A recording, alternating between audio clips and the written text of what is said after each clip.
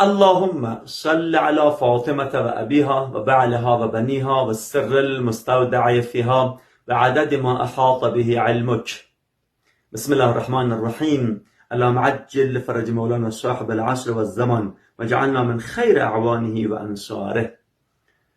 سلام علیکم خدمت همه شما خواهرها و برادرها و بزرگوارایی که کلیپای از ما رو دنبال منید، سیل منید. امیدوارم که انشالله صحیح و سالم جور صحتمند باشید.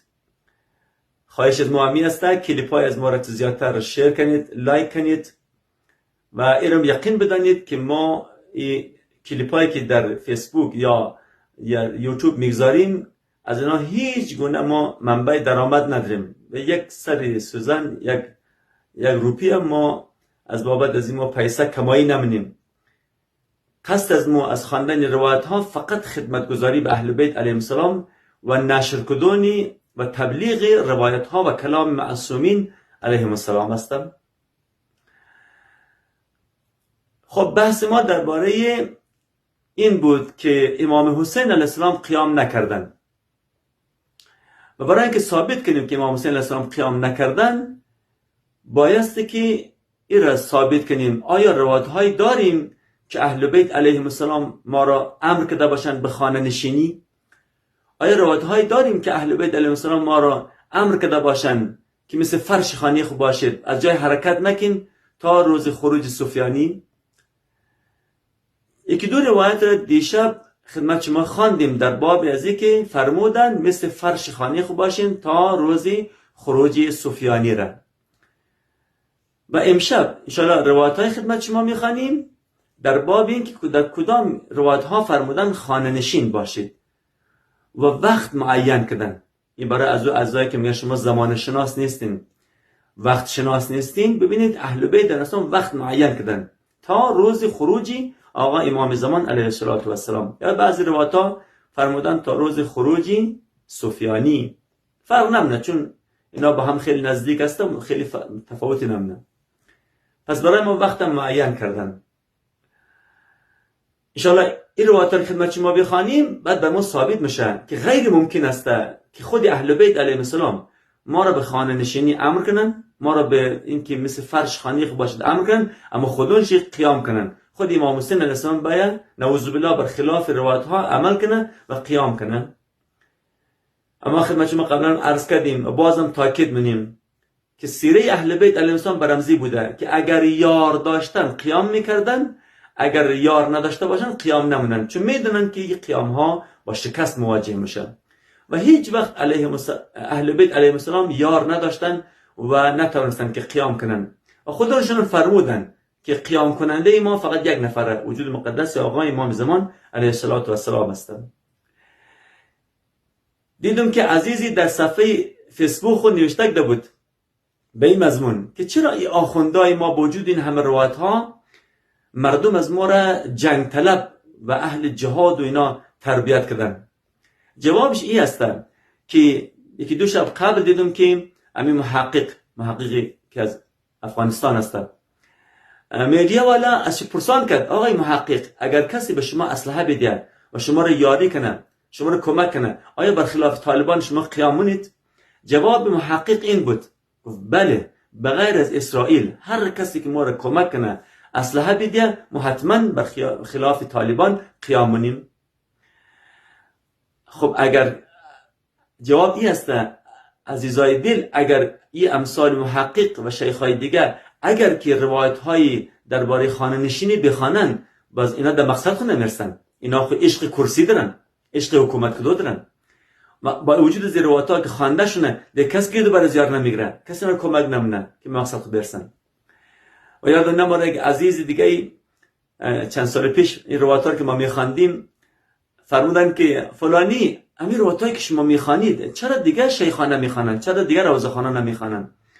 عزیز دل دیگه عرض ما همی است این روایت هایی که ما خدمت شما میخوانیم ببرین نشان بدین، روزخانه را، علما را، شیخا را نشان بدین و فقط دمیزونا پرسان کنید که همین روایت که میشان فلانی خوانده آیا دمو کتاب هست یا نیست. همین را پرسان کن، اگر تصدیق کرد که بله همین روایت ها دمو کتاب ها هست دیگه دنبال جواب نگردین دیگه، یعنی خودش برای شما جواب است. خیلی خوب دیگه زیاد طول نگیریم، خسته کننده نشونم. بسم الله الرحمن الرحیم. یاد باشد این روایت که برای شما میخوام در کتاب وسایل الشیعه است و به ما تاکید منه که چشمشون به اهل بیت علیهم السلام باشه. اهل بیت علیهم السلام قیام کردن، بله شما واجبه که با همراه همراهشون قیام کنید.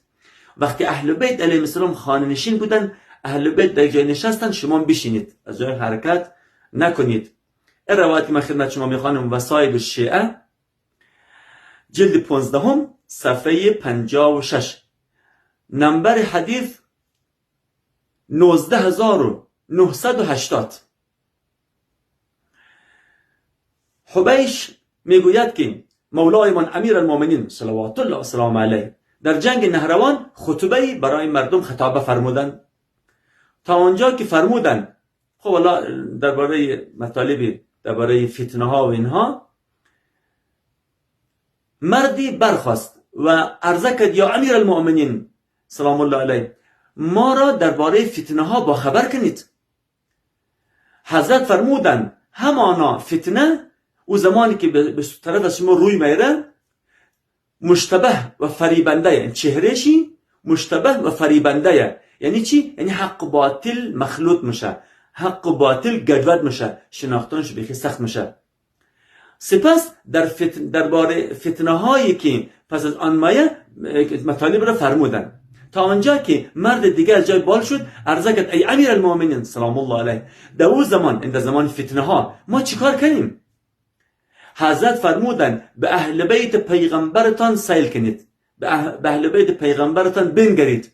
اگر آنان خانه نشین شدند شما هم خانه نشین باشید، و اگر از شما یاری خواستند، یعنی قیام کردند، و آنها را یاری کنید تا که پاداش یابید، تا که ثواب شما را ملا شونه. و بر آنان پیشی نگیرید، یعنی مهم است. قبل از خروج سفیانی، قبل از اینکه امام زمان سلام الله علیه خروج کنه، قیام کنه، هر کس قیام کنه او بر امام زمان پیشی گرفته، یعنی خطرناک است. و بر آنان، یعنی بر اهل بیت علیهم السلام خود پیشی نگیرید که گرفتار بلا میشید. بعد حضرت درباره از اینکه به وسیله خروج آقا امام زمان علیه السلام گشایش و فرج محقق میشه، مطالب را فرمودند. خیلی خوب. روایت دیگر، این روایتی که دیم خدمت شما میخوانم در کتاب غیبت نعمانی است. من قبل از اینکه روایت های در کتاب نعمانی خدمت شما بخوانم، خودی صاحب کتاب نعمانی یک سری مطالب را درباره از این خانه نشینی و اینها فرموده، در کتاب نوشته که اما خدمت شما بخوانم. ایشون میفرماید که بسم الله الرحمن الرحیم، روایاتی را که شیعیان را امر منه، دستور میده که بردبار باشید و خوددار باشید، خود کنترل کنید، آرام باشید و به انتظار فرج باشید و نسبت به امر خدای متعال و تدبیر از او شتاب زدگی نکنید. عجله نکید. وقتی امام خانه نشین است و تو خانه نشین باش، شتاب زدگی نکن، عجله نکن. بعد ایشون روایتای را میاره. حدیث اول که آورده از احمد ابن محمد ابن سعید، سند چه میرسه به مولای من امام جعفر صادق علیه السلام. ایشان فرمودن که پدرم مرا فرمود به ناچار در آذربایجان آتشی روشن میشه که هیچ چیز در مقابل زو استادگی نمیتونه، و چون وقتی چنین شد شما خانه نشین باشید و تا ما در خانه نشستیم شما نیز در خانه بنشینید. و چون متحرک ما حرکت کرد، یعنی کی؟ یعنی آقا امام زمان علیه السلام، چون متحرک ما حرکت کرد به سوی زو روانه شدید، هرچند با دست و سر زانو، 4 دست پای، حتی با 4 دست پای.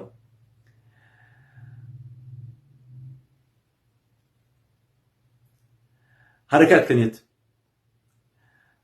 به خدا قسم به قد بگی میگرنم، به خدا قسم به قد بگی میگرنم که در میان رکن و مقام از مردم به کتاب نوی بیعت میگیرد و بر عرب سنگین خواهد آمد.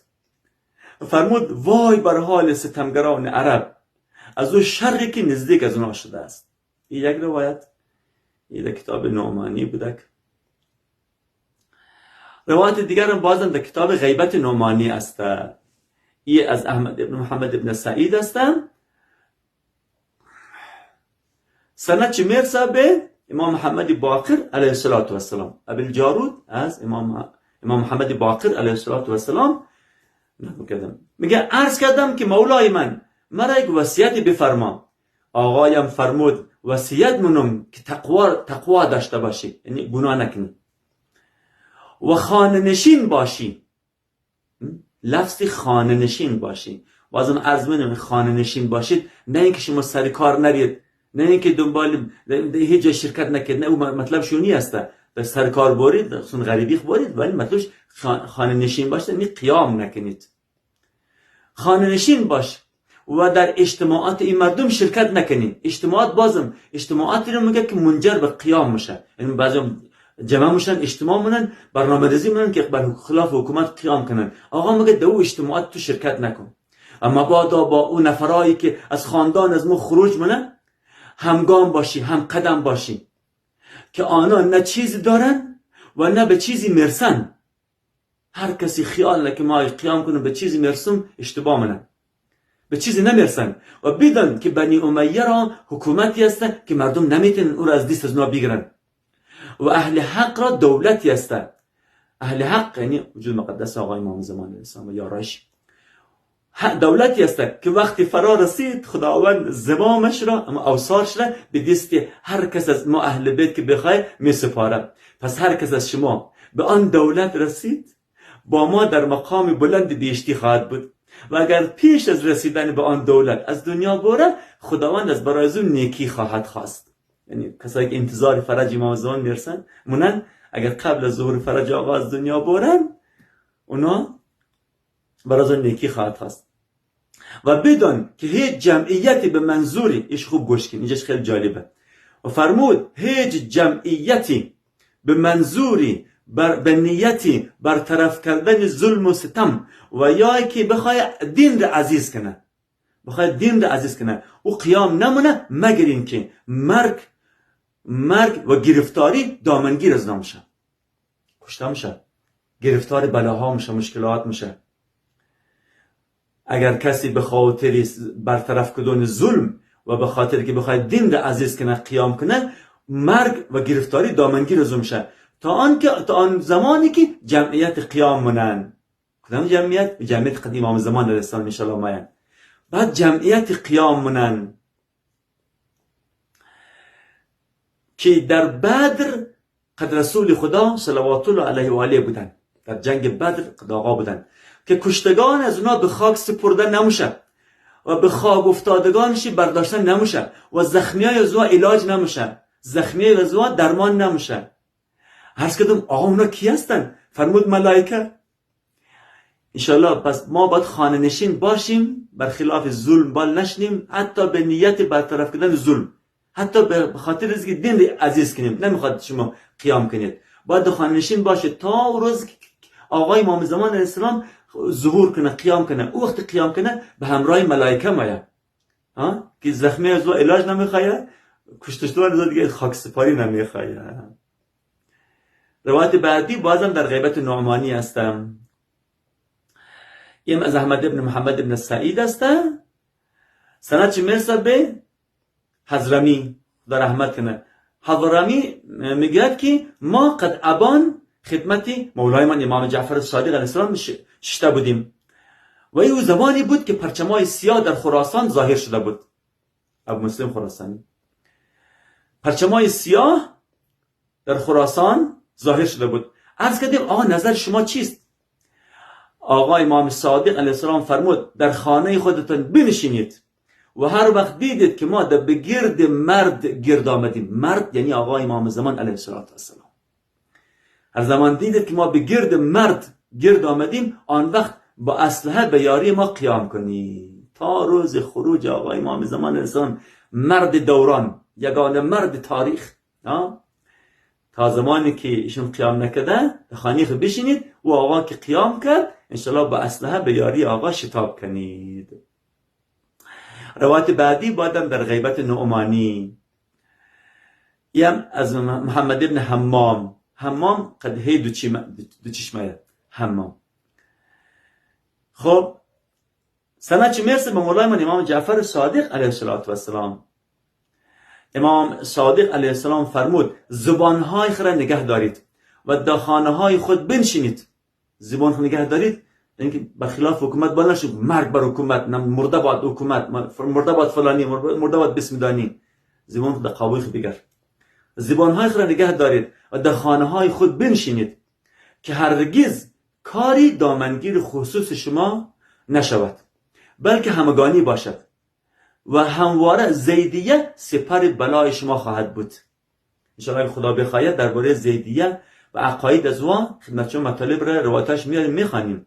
زیدیه همهش دنبال جنگ و جهاد و کشته و خون و قیام اترایه. آقا میفرماید که شما در خانه خود بشینید اما زیدیه فدایش قربانی از شما میشن، سپر بلایی از شما میشن. این روایتی بود از مولای من امام جعفر صادق علیه السلام. باز خدمت شما خواهیم بود اگر خدای متعال عمر بیده توفیق باشه. انشاءالله روایت های دیگر در اعتبار اینکه نهی کردن به کجا فرمودن قیام نکنید، برخلاف ظالم بال نشونید، با ظالم درگیر نشونید. این روایت ها رو خدمت شما بعداً خواهیم خواند. التماس دعا داریم.